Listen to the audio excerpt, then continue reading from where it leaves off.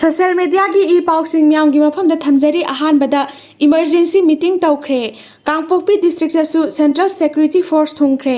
hana amukta ukidaba yamlaba security personnel urakpada mipai ba phauna badagi kukigi su militants singsu kari tawsige khanana ba emergency meeting tawkhre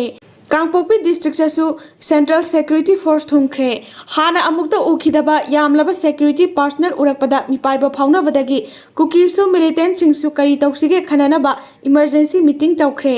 Kangpokpi gi cycle subdivision mafam tarukta CRPF laisinkhre mafam sing adudi Purum Likli Sadhu Koireng Ikau Mulam Thangal Surung Thangkan Phai Cycle Police Station ni Mathangda Arambai Tengol gi Lusing Purel Korong Amra Khuman gi face tagi lokhat charaga Irai Pak Iprup ki damak sirabasu yare haiduna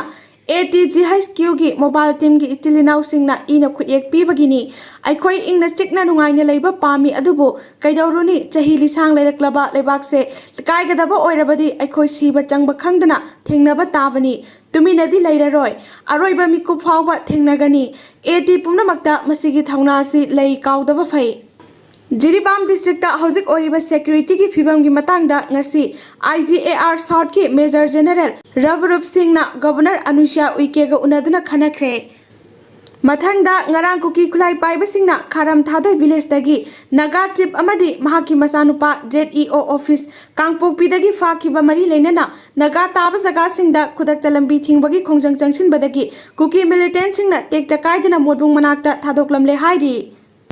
Jiribam Kular Thol Thong Wangmada leiba police naka checkpoint kuki na mai thakre ngarang akanba maongda state force ka kuki singa bom yauna khuthokna khre loisilakpada ngarang nungthil phongba pandam pause dagi lokhacharaga Naga body singi wafam Assam Rifles na yaningdba fongdokhre Kamjong district ta lairiba illegal immigrants singa sigi matangda Naga civil body singna fongdokliba wafam asi aranbani haina Assam Rifles na kana yaningdba fongdokhre Assam Rifles na thadorokpa cherol amada Myanmar da lan thadorokpadagi mafam adugi miyoi khara Indo-Myanmar border paringda lairiba border pillar 82 dagi 89 da laiba Manipur gi sarukta changjafam lawba chensilakhi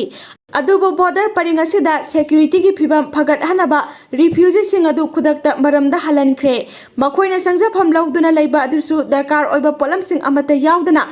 ina yumthak kuplaga polythene khajilaga lairambani hairi cherol aduna makha taraduna kamjong da sangjafam lawduna lairiba Myanmar gi refugees sing state government na makhoi gi biometric lawkhre mafam adugi ngak senbagi thabak security force amasung state government ani gi marakta ningthina coordinate tawraga chathari border area sida pamdaba thodok sing thoktana ba security force sing na mikhupna hum sing na ngak senbagi thabak chathari haina phongdokladuna Naga body singi wafam aranbani haina phongdorakli